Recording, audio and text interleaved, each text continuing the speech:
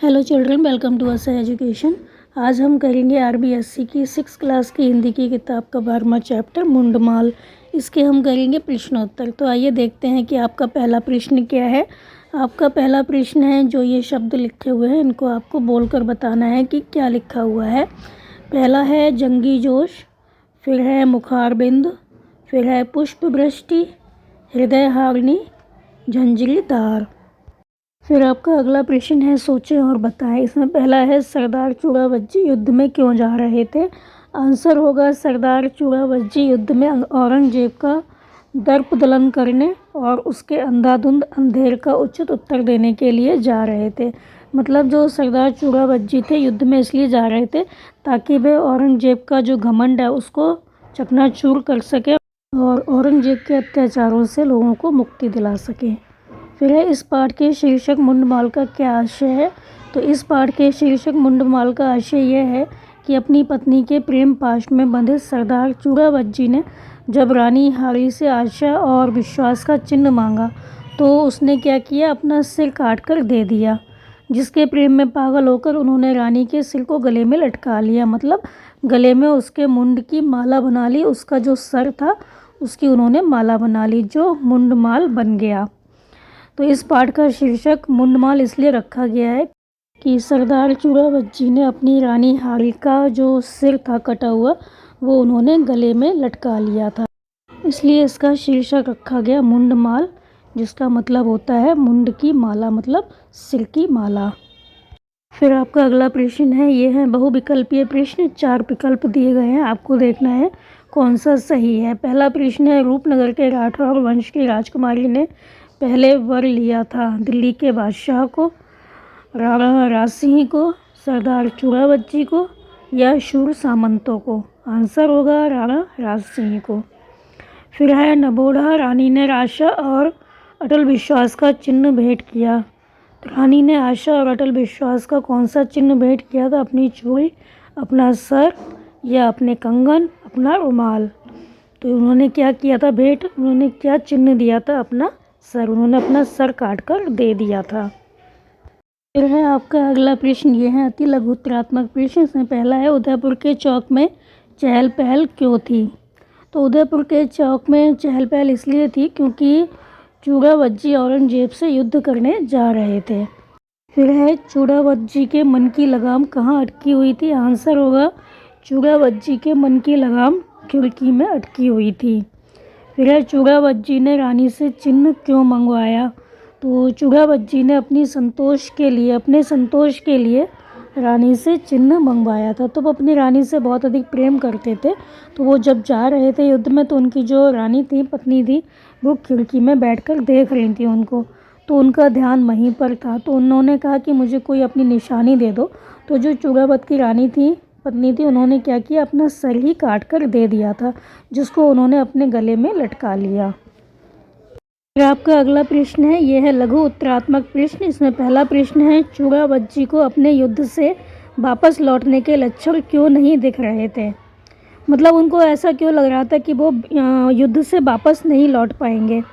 Answer होगा चूड़ावज्जी को अपने युद्ध से वापस लौटने के लक्षण इसलिए नहीं दिखाई दे रहे थे क्योंकि घनघोर युद्ध छिड़ने वाला था, बहुत भयानक युद्ध होने वाला था और वो जी जान से लड़ने वाले थे, मतलब पूरी ताकत से वो लड़ने वाले थे।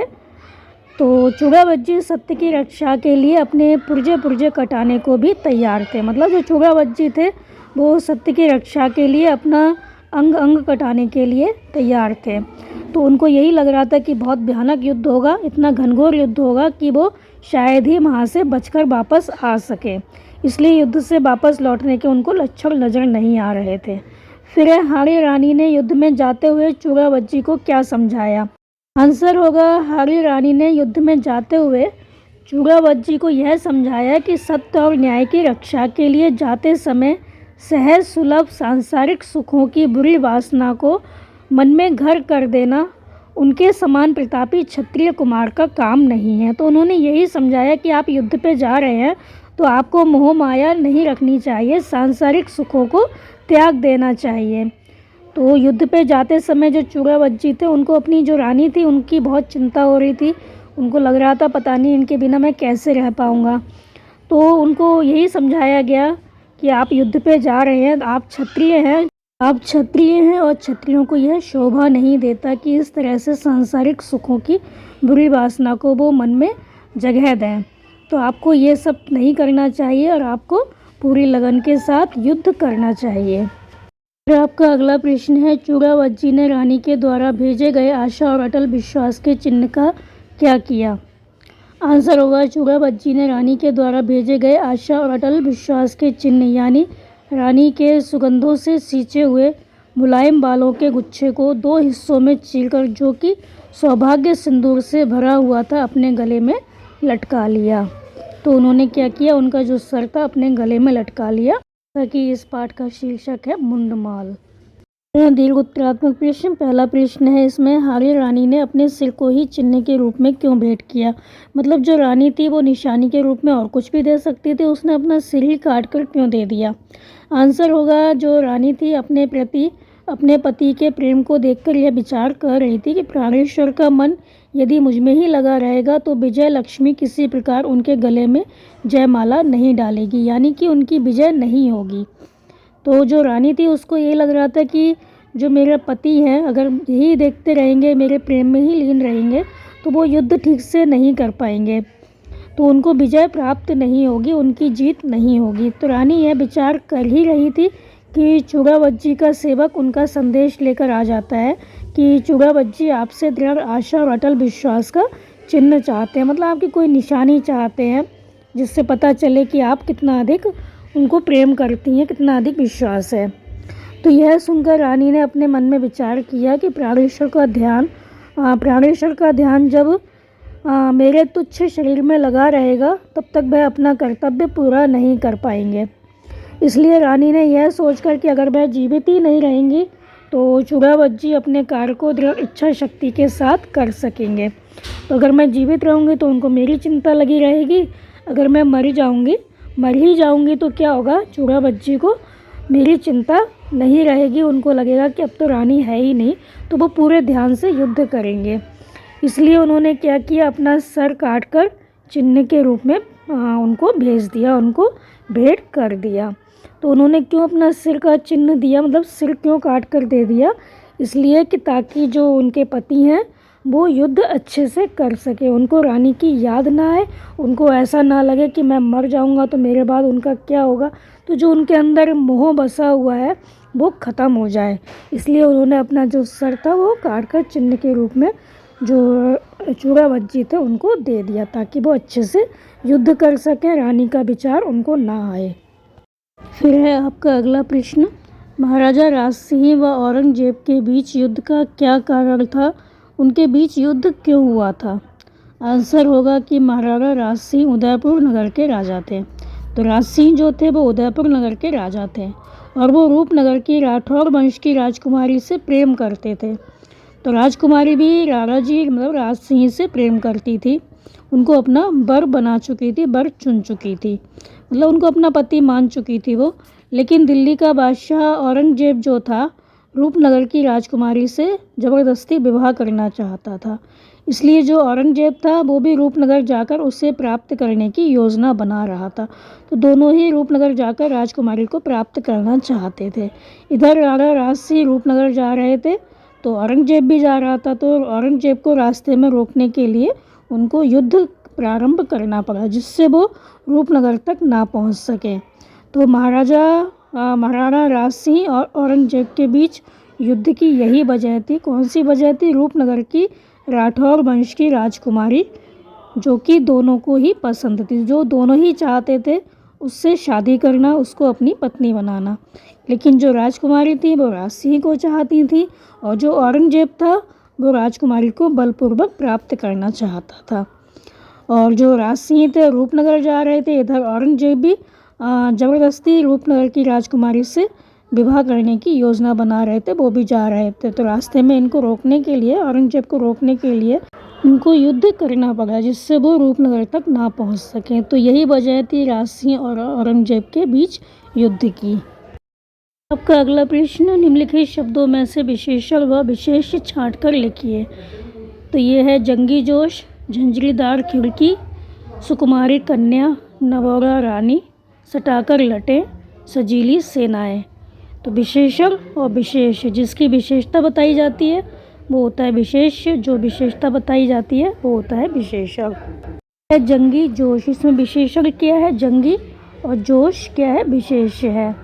फिर है झंझरीदार खिड़की, तो खिड़की कैसी है झंझरीदार है, खिड़की की विशेषता बताई गई है कि वो झंझरीदार है, तो यहाँ पर विशेषण हो गया झंझरीदार और खिड़की हो गई विशेष है।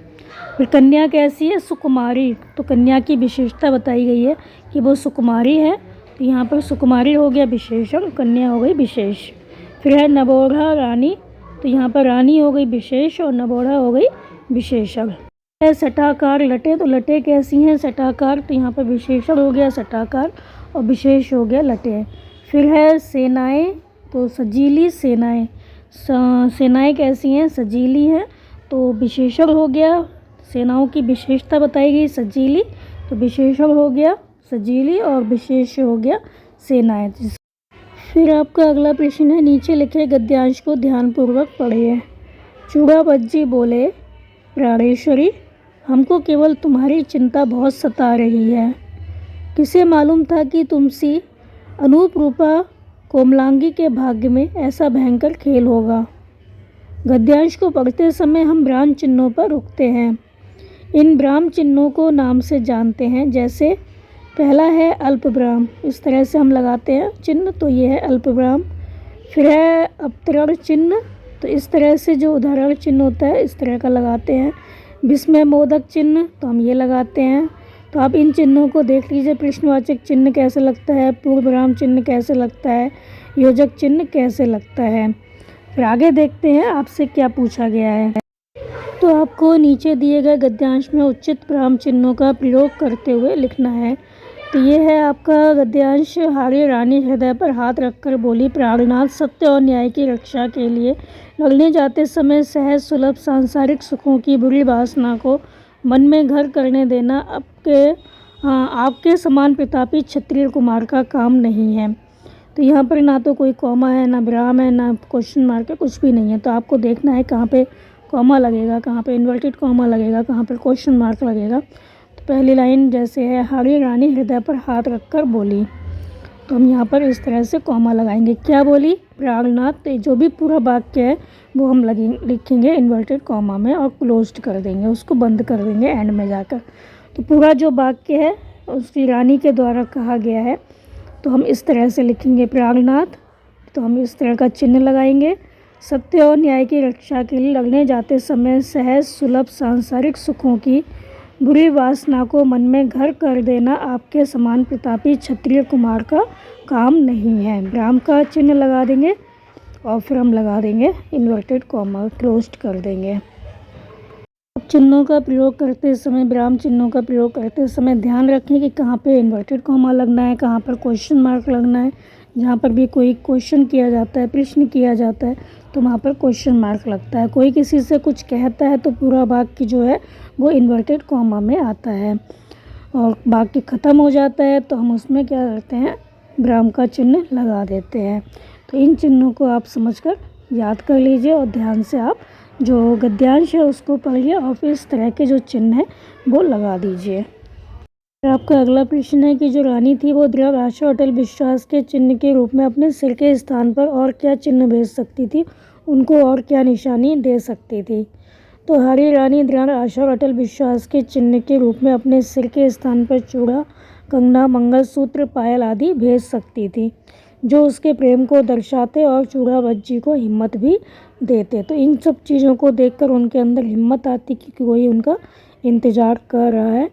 तो ये सारी चीज़ें भेजकर वो अपने प्रेम को भी दर्शा सकती थी और चूड़ा बच्ची को हिम्मत भी दे सकती थी। यह है आपका अगला और अंतिम प्रश्न कि अगर आप सरदार चूड़ा बच्ची के स्थान पर होते तो क्या करते, लिखिए। आंसर है कि अगर हम चूड़ा बच्ची के स्थान पर होते तो क्रोध से पागल हो जाते और इसका जिम्मेदार शत्रुओं को मानते हुए उनसे बदला लेने के लिए उन पर दुगने जोश के साथ टूट पड़ते और उनका नाश करके ही दम लेते। आप क्या करते वो आप यहाँ पर लिख सकते हैं। इसके बाद का जो प्रश्न है वो आप अपने आप कर लीजिए। तो ये थे आपके इस चैप्टर के प्रश्न उत्तर बच्चों। आप इनको अच्छे से समझकर याद कर लीजिए और हमारे चैनल असर एजुकेशन को लाइक कीजिए, सब्सक्राइब कीजिए और शेयर भी कर दिया करिए। Thank you.